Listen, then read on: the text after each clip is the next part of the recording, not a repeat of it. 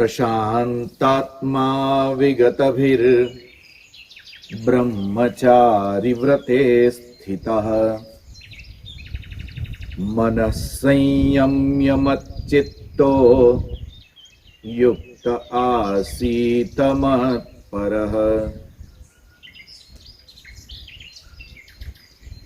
और ब्रह्मचर्य के व्रत में स्थित रहता हुआ भय रहित तथा अच्छी प्रकार शांत अंतःकरण वाला और सावधान होकर मन को वश में करके मेरे में लगे हुए चित्त वाला और मेरे परायण हुआ स्थित होवे।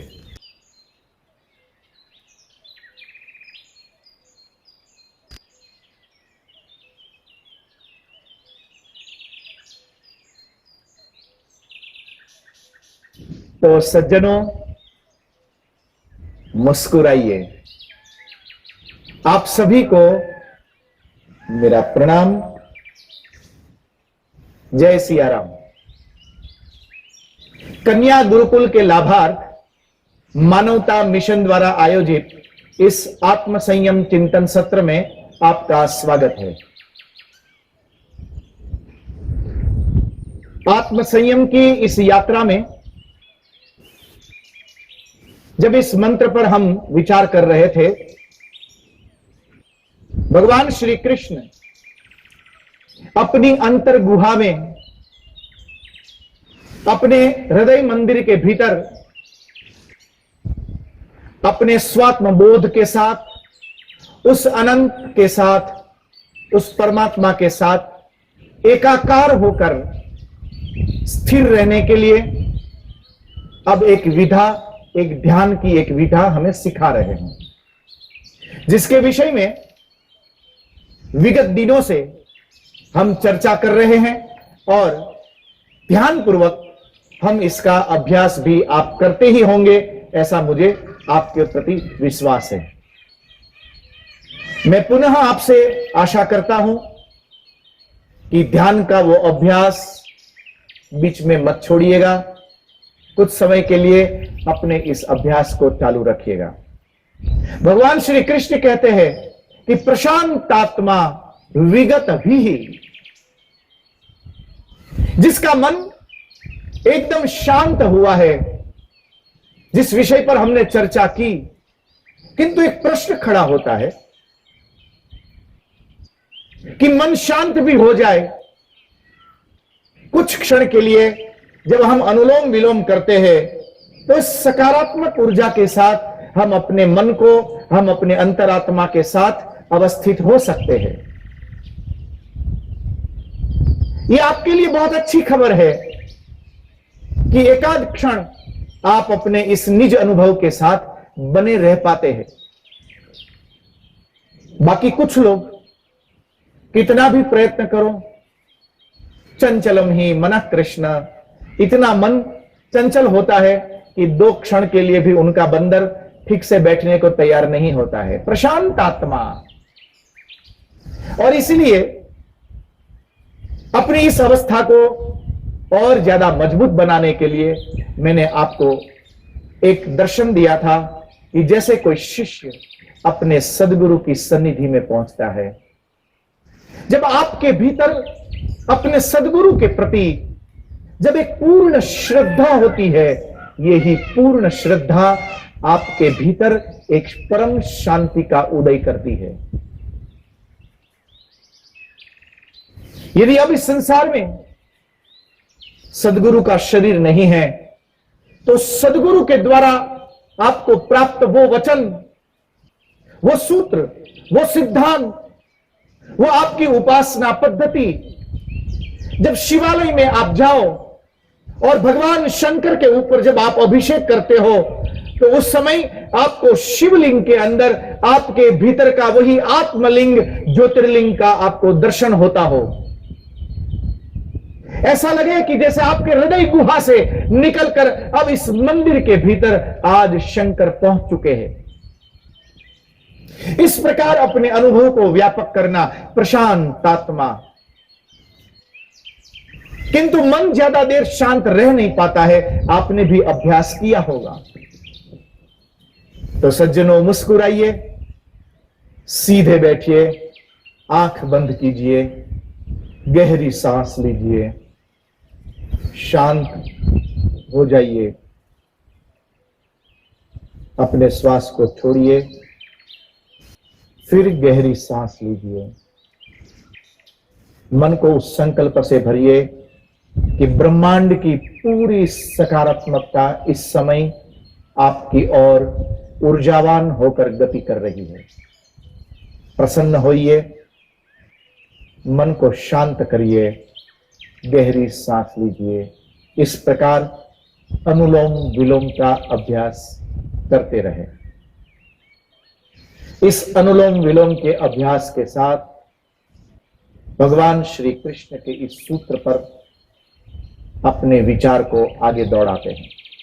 भगवान श्री कृष्ण कहते हैं कि प्रशांत आत्मा, मन जब शांत हो जाए, उसके बाद कुछ क्षण बाद फिर से मन उन्हीं द्रव्य जगत के अंदर भागने के लिए बेताब हो जाता है। होने दीजिए, दौड़ने दीजिए। दौड़ना ये मन का स्वभाव है। वो अपने स्वभाव के मुताबिक आज काम कर रहा है।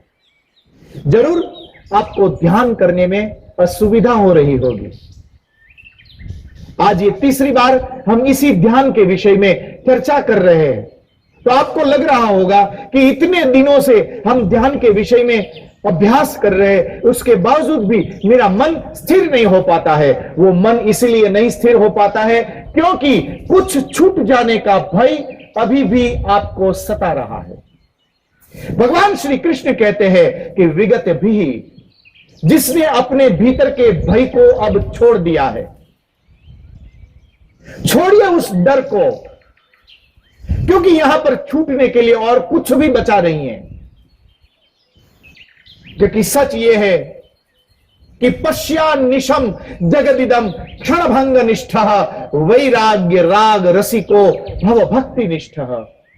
देखो इस पूरे संसार को जब आप उसका अनुभव करेंगे तब आप पाएंगे कि जिनको हम पकड़ने का प्रयत्न करते हैं, ये पकड़ा हुआ रेती में जैसे आपने एक मुट्ठी भरी हो और धीरे धीरे आपकी मुट्ठी में भरी हुई रेत जिस तरह से आपके हाथों से बिखरती चली जाती है, कुछ क्षण बाद जब आप अपनी मुट्ठी को खोलते हैं तो पाते हैं कि पूरी मुट्ठी भर के जो आपने रेत पकड़ी थी, अब आपके हाथ में कुछ रेत के कण को छोड़कर कुछ नहीं बचा।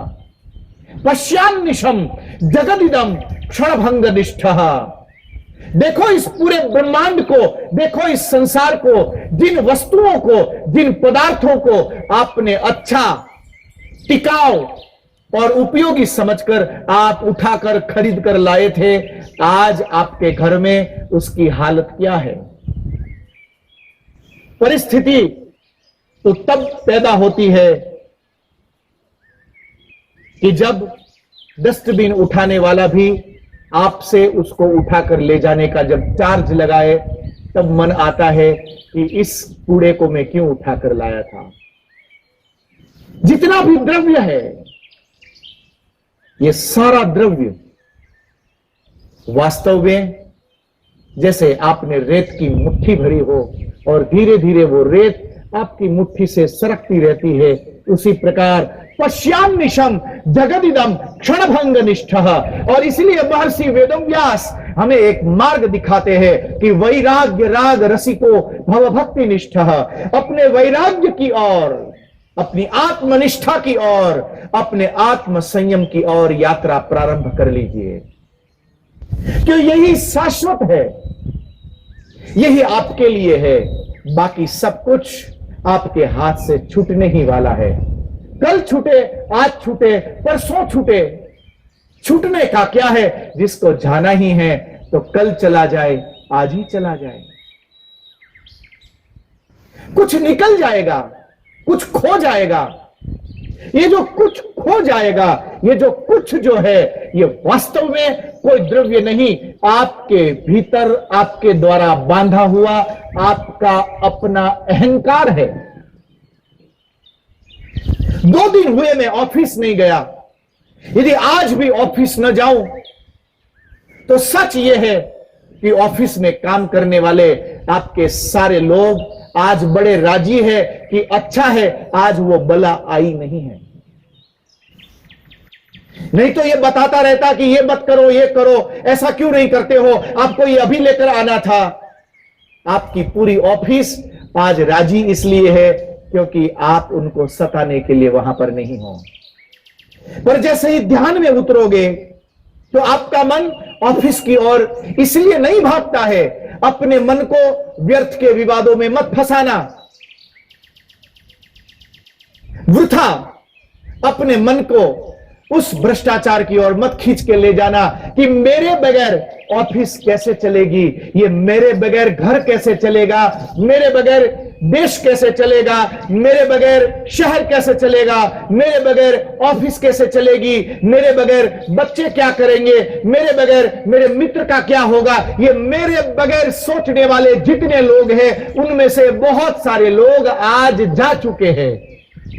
उनके जाने के बाद भी ये पूरा संसार उससे भी अच्छे तरीके से आज भी चल रहा है। इसका अर्थ ये हुआ कि मेरे कल चले जाने के बाद भी ये पूरी दुनिया बहुत अच्छे से चलने वाली है। यहां पर मेरा होना और मेरा न होना कोई महत्व नहीं रखता है। महत्व केवल मेरे लिए रखता है क्योंकि मैं हूं तब तक मैं आत्मबोध के साथ, आत्म संयम के साथ, अपने भीतर की यात्रा के साथ अपनी मुक्ति की यात्रा का आरंभ कर सकता हूं। ये मुक्ति की यात्रा के लिए, ये सार्वभौम यात्रा के लिए मेरे लिए बहुत अनिवार्य है कि आज से मैं इन व्यर्थ की उलझनों में अपने आप को न डालूं। ये मन इसलिए ऑफिस नहीं जाता है, ये मन इसलिए बच्चों के पास नहीं जाता है, ये मन इसलिए अपनों के बीच में नहीं जाता है। ये मन इसलिए अपनों के बीच जाता है क्योंकि हमने अपने भीतर जो एक अहंकार की गांठ बांध रखी है वो गांठ हम तोड़ने को तैयार नहीं है। हमें लगता है कि मेरा अहंकार कहीं ऐसा ना हो कि महीने 2 महीने बाद में मेरी ऑफिस में जाऊं तो मेरा चपरासी मुझे देखकर कहे कि सर थोड़ी देर बाहर बैठिए, मैं अंदर पूछ के आता हूं कि आपको अंदर भेजूं या न भेजूं। तब व्यक्ति गुस्से में आ जाता है कि मैं मालिक हूं इस ऑफिस का और तू मुझे बाहर बिठाता है। यह अहंकार कि मैं मालिक हूं, यह अहंकार कि कहीं ऐसा ना हो कि कल बच्चे मुझे ही भूल जाए, एक अहंकार कि कहीं ऐसा ना हो कि पत्नी भी मुझे पहचानने से इनकार कर दे, यह अहंकार कि ये मेरे मित्र कल से मुझे भूल न जाए। जब हमने एक अहंकार को अपने भीतर बांध रखा है, पाल रखा है, सच यह है कि आपको अपनी जिम्मेवारी बहुत कम याद आती है। आपको अपने अहंकार को गलने का डर आपके मन में ज्यादा सता रहा है। भगवान श्री कृष्ण कहते हैं विगत भी, जिसने अपने भीतर के डर को समाप्त कर लिया है, ऐसा निर्भीक, ऐसा दृढ़ विश्वासी, ऐसा आत्मबलयुक्त व्यक्ति आत्म संयम की आगे की यात्रा के लिए अब तैयार है। अपने भीतर की सारी नकारात्मकता को समाप्त करके मुस्कुरा दीजिए, क्योंकि आपका होना ही बहुत कुछ होना है और आपका न होना ही बहुत कुछ न होना है। एक पागल की तरह व्यर्थ की वस्तुओं का बोझ उठाकर, मैले कुचेले कपड़ों को लेकर रास्तों पर इधर उधर भागने वाले व्यक्ति को देखकर जिस प्रकार हम मन में मुस्कुराते हैं कि देखो पगला है, पागल हो गया है, जब तक मन का अहंकार जागृत रहेगा तब तक सदगुरु की दृष्टि में, संतों की दृष्टि में, महापुरुषों की दृष्टि में, ज्ञानवान लोगों की दृष्टि में, आत्मवान लोगों की दृष्टि में, ध्यानवान लोगों की दृष्टि में हम भी उसी पागल से कोई ज्यादा कम और ज्यादा नहीं हो। हम वही पागल है जो पागल रास्ते पर दौड़ता है, ये पागल व्यवस्थाओं के बीच में दौड़ता है। ये एक प्रकार का पागलपन है, और यही पागलपन आपके भीतर फिर से एक डर को पैदा करता है। और यही डर, जब आप आंख बंद करके प्रशांतात्मा अपने मन को शांत करते हुए अपने भीतर जब उतरने का प्रयत्न करते हैं, तब सुविधाओं में लगा मन, व्यवस्थाओं में लगा मन, द्रव्य जगत के साथ संबंध बनाया हुआ वो आपका मन आपको बार बार कॉल करता है कि कहीं ऐसा न हो कि कल ये दुनिया आपको भूल जाए। मामला उल्टा है सज्जनों, मुस्कुराइए। मामला ऐसा है कि आप जितना बांधने का प्रयत्न करोगे, दुनिया उतनी ही ज्यादा आपसे दूर भागने का प्रयत्न करेगी। यदि दुनिया को आपसे भगाना चाहते हो तो आपको ज्यादा और कुछ भी करने की जरूरत नहीं है, केवल बस सबसे चिपकते चले जाओ। बहुत लोगों के बारे में हम एक कमेंट करते हैं कि देखो चलो चलो यहां से चलते, बोले क्यों? अरे बोले यार वो चिपकू आ गया। ऐसा ना हो कि कल आपको भी कोई चिपकू कह दे। भगवान श्री कृष्ण कहते हैं कि जिसने अपने आत्म संयम के बल पर अपना सब कुछ त्याग करने का संकल्प कर सका, ऐसा व्यक्ति जब वनों में जाता है तो वनों में जाकर भी पूरा संसार उसके पीछे वन तक की यात्रा करता है। देखिए भारत के असंख्य उन संतों को, दर्शन कीजिए उन महापुरुषों का, जिन महापुरुषों ने संसार के साथ अपना कोई नाता न रखा, अपने सारे नातों को जिन्होंने छोड़ दिया, तोड़ा नहीं छोड़ा। हम तो क्या करते हैं कि जिस दिन बहुत ज्यादा तबाह हो जाते हैं ना, उस दिन छोड़ने की भूल जाते हैं, तोड़ने के लिए आमादा हो जाते हैं। तोड़ो मत, क्योंकि संसार की कोई भी चीज आपके लिए तोड़ने के लिए नहीं है। हां, अपने आत्म संयम के द्वारा उपलब्ध अपने विवेक से उसको छोड़ दीजिए। भगवान श्री कृष्ण कहते हैं कि उन्हीं का मन शाश्वत होकर अपने अंतर गुहा में ध्यान अवस्था में टिक सकेगा, जिसके मन में अब किसी प्रकार का कोई डर नहीं बचा है। भगवान आदि गुरु शंकराचार्य अपने शिष्यों का मार्गदर्शन करते हुए कहते हैं कि हे ब्रह्मचारी, हे साधु,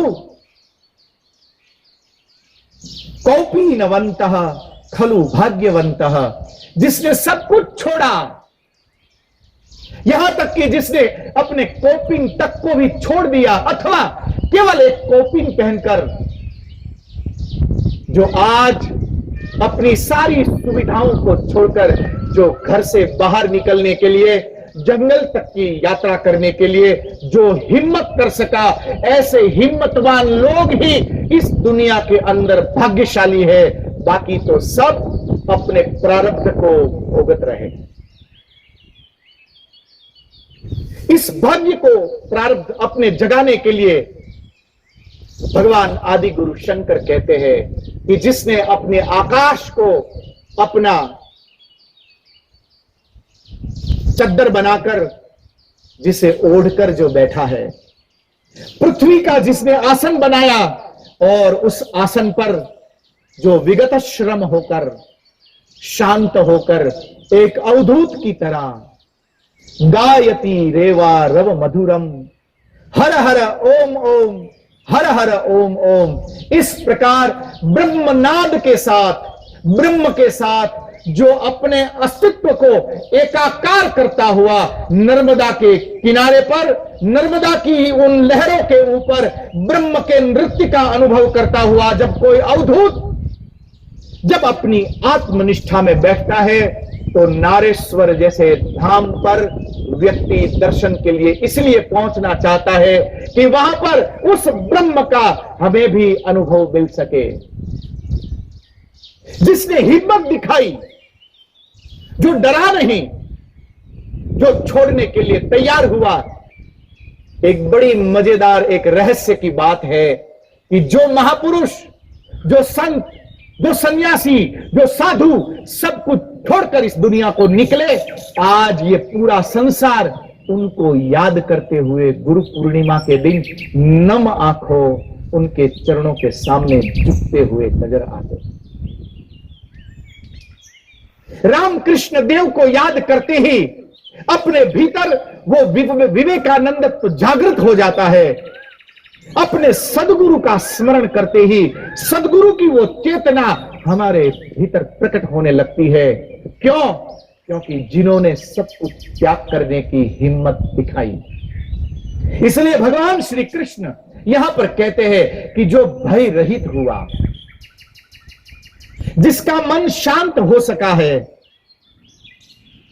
जिसने अपने अहंकार को तोड़ा और अब उस पार जाने की, मुक्ति की इस यात्रा के लिए जिसने अपनी हिम्मत को चेताया है, ऐसा कोई हिम्मत वाला व्यक्ति विगत अभी ब्रह्मचारी व्रतेश कहा, उसके बाद आपका मुस्कुराना ब्रह्म के साथ मुस्कुराना हो जाएगा। उस समय आपका रोना ब्रह्म के साथ रोना हो जाएगा। उस समय आपका बोलना ब्रह्म के साथ चर्चा करना हो जाएगा। उस समय आपका मौन हो जाना ब्रह्म के साथ आपका तादात्म्य में साधकर ब्रह्म के संगीत में डूब जाना हो जाएगा।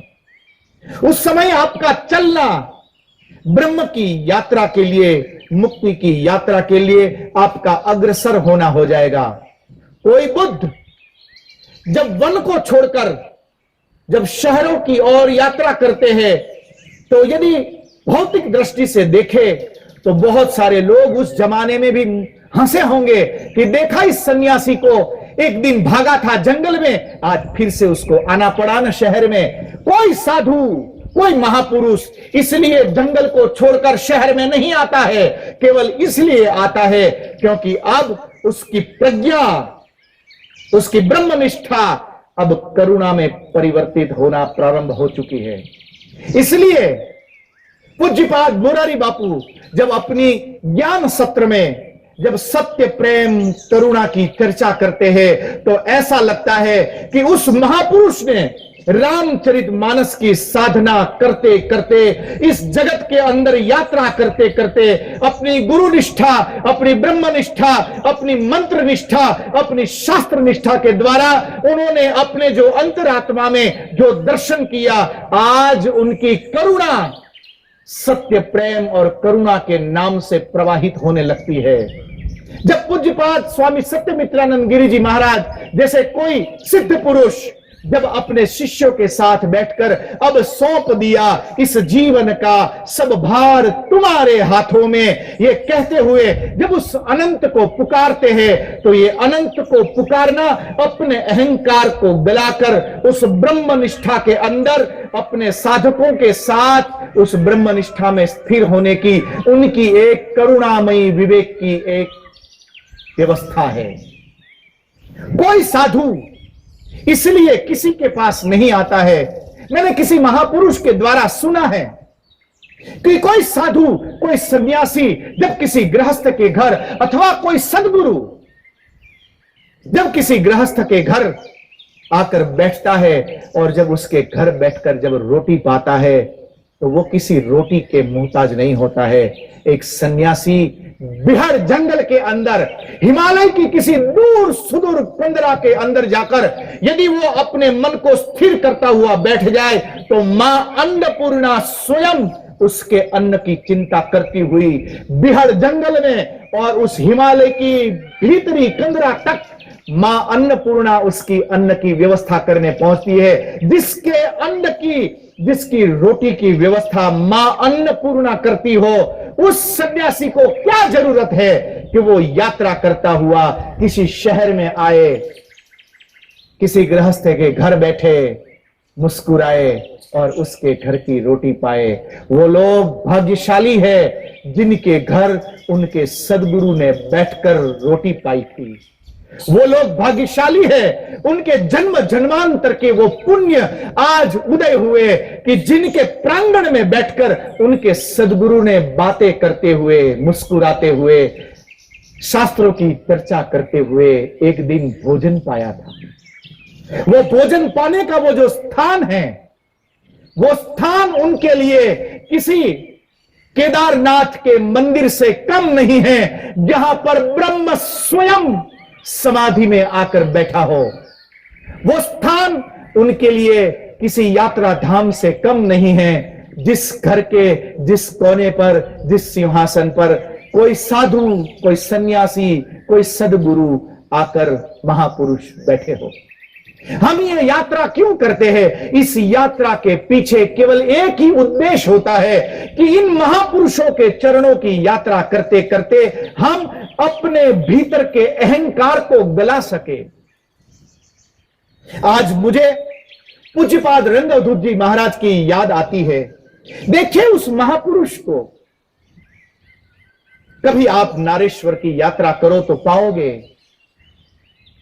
कि यदि आप थोड़े लेट हुए, यदि आपने समय रहते यदि वहां संदेश नहीं दिया, तो नारेश्वर आश्रम में आपको रहने के लिए जगह तक न मिलेगी। इतने लोग आज उस नर्मदा किनारे की यात्रा करने के लिए लालायित रहते हैं, किंतु भूल गए वो लोग कि पूज्यपाद रंगअवधूत महाराज जब वहां निवास करते थे तब उनके पास कोई नहीं था। ब्रह्म मुहूर्त में उठते थे, ब्रह्म मुहूर्त में उठकर शौचादि से निवृत्त होकर नर्मदा में स्नान करके वापस आकर एक कढ़ाई के अंदर चूल्हे के ऊपर खिचड़ी पकाने के लिए रखकर जाते थे। फिर से नर्मदा किनारे अपनी समाधि की यात्रा में, अपने स्मरण की यात्रा में, अपनी ब्रह्मनिष्ठा में डूब जाते थे। बहुत बार ऐसा हुआ कि पूज्यपाद रंगअवधूत महाराज ने वो खिचड़ी नहीं खाई, जली हुई खिचड़ी के गुजराती में कहूं तो ए बड़ी गेली खिचड़ी ना उखेड़ा खाई अने जेने साधना करी, जिसकी साधना हुई वो परम सत्ता को उपलब्ध महापुरुष का आज अनुभव लेने के लिए लोग नारेश्वर तक की यात्रा कर लेते हैं। ये नारेश्वर तक की यात्रा नहीं है, किसी अवधूत को ये मिलने की यात्रा है, उस अवधूत के अनुभव को मिलने की यात्रा है। और इससे भी विशेष एक बात बताऊं तो पूज्यपाद रंगअवधूत महाराज अपनी माता को अपने साथ रखते थे और अपनी मां की सेवा में कभी उन्होंने किसी को न लगाया। जिनके एक आदेश पर भीड़ की भीड़ खड़ी हो जाए और बैठ जाए, ऐसी जिनके शब्दों में ताकत थी, ऐसा महापुरुष अपनी मां की सेवा में स्वयं प्रस्तुत होता था। जिसने अपनी मर्यादाओं को कभी न लांघा, जिसने करुणा के साथ रहते हुए अपनी ब्रह्मनिष्ठा से कुछ अनुभव किया, और वो जब अनुभव बांटने के लिए निकलते हैं, उस अनुभव की यात्रा को कहते हैं आत्म संयम की यात्रा। आज बस इतना ही, अनुलोम विलोम की, ध्यान की यात्रा को चालू रखिएगा। आप सभी को मेरा प्रणाम। जय सिया राम। मुस्कुराते रहना।